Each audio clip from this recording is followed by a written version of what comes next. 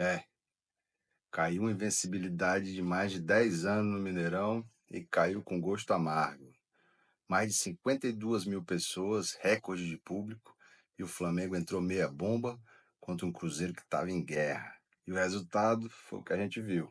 Mas, ó, antes de jogar tudo no lixo, vamos com calma, que tem coisa para criticar, tem coisa para se preocupar e tem coisa para corrigir antes do próximo jogo, que é o jogo mais importante do ano. Bora falar de Flamengo.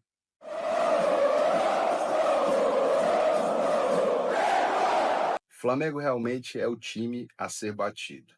É impressionante a mobilização das torcidas adversárias, da nossa torcida, dos times adversários, o comportamento, o respeito que os times adversários têm contra o Flamengo, né? A forma que eles se preservam nos jogos antes do Flamengo, a forma como eles se preparam para esses jogos contra o Flamengo. É como se fosse uma final de campeonato. O Vasco fez a maior confusão para jogar em São Januário, poupou o Coutinho antes de jogar, segurou o jogador para essa partida, preparou para essa partida especificamente. E aí pega o segundo colocado até então do Campeonato Brasileiro, leva o jogo para Brasília e lá, dividida a torcida meio a meio, com o estádio meio vazio, não leva seus dois principais jogadores, Verratti e Coutinho. Em um estádio onde nunca ganharam, que é o Mané Garrincha, joga uma partida até razoável, mas me entrega o gol para o Vitor Roque. Ele que até agora não tinha feito nenhum gol depois de várias partidas, mais de 10 partidas pelo Palmeiras, entrega o jogo desse jeito. E já venderam o jogo contra o Botafogo também. Contra o Flamengo, ninguém brinca. Olha o Inter. Jogou a vida contra o Flamengo no Maracanã. Foi jogar contra o Corinthians, que levou de 4 do Flamengo, levou de 4 do Corinthians. Dá para entender? Mas é isso. Mineirão, casa cheia, e o Cruzeiro veio preparado para a guerra, enquanto o Flamengo veio meia bomba. Os caras entraram em campo com vontade, deram porrada até. Não tinha bola perdida para eles, não. A briga no meio de campo era o tempo inteiro. Onde a bola tava, tinha 3, 4 do Cruzeiro brigando por ela e o juiz estava deixando o jogo correr. Falta no Léo Pereira, rasteira ele não deu, que era lance perigoso para os caras. Esse árbitro aí também, eu vou te contar, viu? Aí, ó, aí o Flamengo tentava jogar, como é que sai desse jeito? Ó, ó, porrada, porrada, rapa daqui, rapa dali, só Só o De falava. La Cruz levou 8 faltas, das 18 que eles fizeram durante o jogo. Enquanto isso, o Flamengo sem garra, lento, time sem vontade. A defesa mal, todos os dois. Não adianta criticar só o Léo Pereira, e os dois foram mal. Nesse lance aí, ó. Na hora que a bola vem, Léo Pereira podia ter subido essa pressão aí, cara. Tinha dois, aí tinha o Pulgar chegando. E além disso, ele fecha o lado errado. Como é que o Léo Ortiz já tá fechando o lado de cá? Ele tinha que fechar o lado esquerdo do goleiro. É muito importante que o zagueiro saiba jogar com os pés, saiba criar. É a primeira linha de criação, mas de vez em quando tem que zagueirar também. E no lance do segundo gol? Primeiro que eu acho que foi falta. Vinha aí falta no Bruno Henrique. Não é possível que ele seja tão à toa assim. Eu nem vi, acho que o VAR nem chamou, nem fez a checagem. Mas na hora que essa bola vai lá na esquerda, presta atenção, tá Léo Ortiz e Pulgar chegando, cara. E o bolaço é lento. Olha o espaço. O Léo Ortiz deixa o cara cruzar de boa. Aí o Léo Pereira acaba fazendo o pênalti, não viu o cara se aproximando.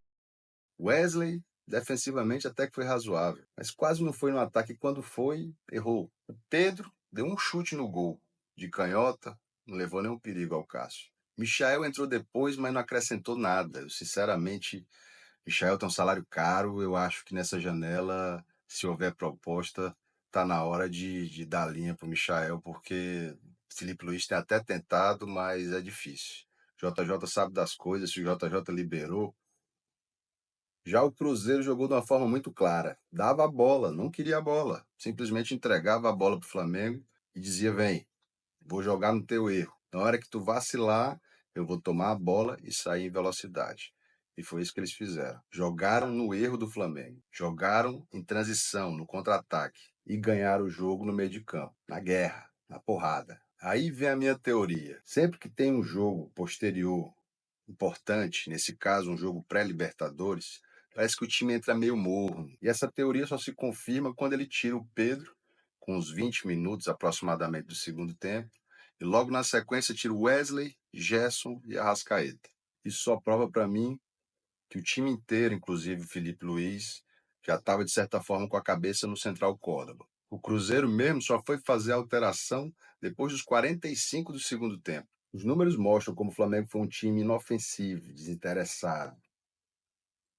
Eu gosto sempre de dar uma olhada nos números, porque falam muito sobre o jogo, né? Então, nesse jogo, o Flamengo novamente teve mais posse de bola, e como a gente já falou aqui, o Cruzeiro deu a bola para o Flamengo.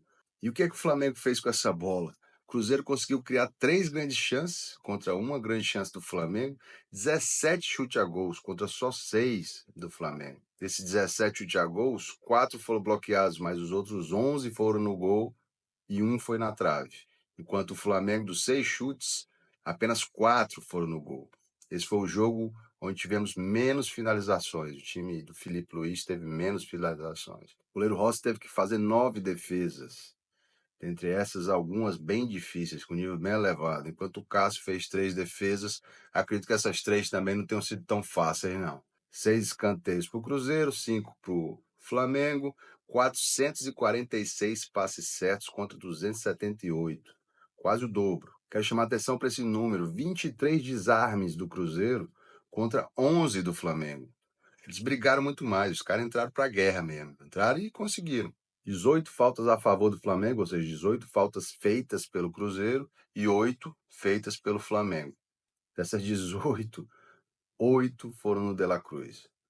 Os caras anularam o De La Cruz, anularam o Pulgar e a partir daí construíram o jogo deles. E desse monte de falta que o juiz autorizou o Cruzeiro a fazer e várias outras que ele nem deu, como foi no caso do gol, do segundo gol, falta no Bruno Henrique, aquela bola que o Léo Pereira leva uma rasteira lá e ele deixa o jogo correr, gerou uma chance perigosa para o Cruzeiro. Então, das 18 que ele marcou, só apenas 4 cartões amarelos. O Flamengo fez 8 faltas, faltas leves, não teve nada grosseiro. Inclusive, a primeira falta que o De La Cruz fez levou um cartão amarelo. Esse é o critério da arbitragem. E acabou de acabar o jogo Bragantino e Mirassol, lá em Bragança Paulista, no Abichedi, e o Bragantino ganhou com o gol do Isidro Pita. O finalzinho do jogo, para dar contornos ainda mais dramáticos ao Campeonato Brasileiro, o Bragantino vai a segundo, deixando o Flamengo em terceiro.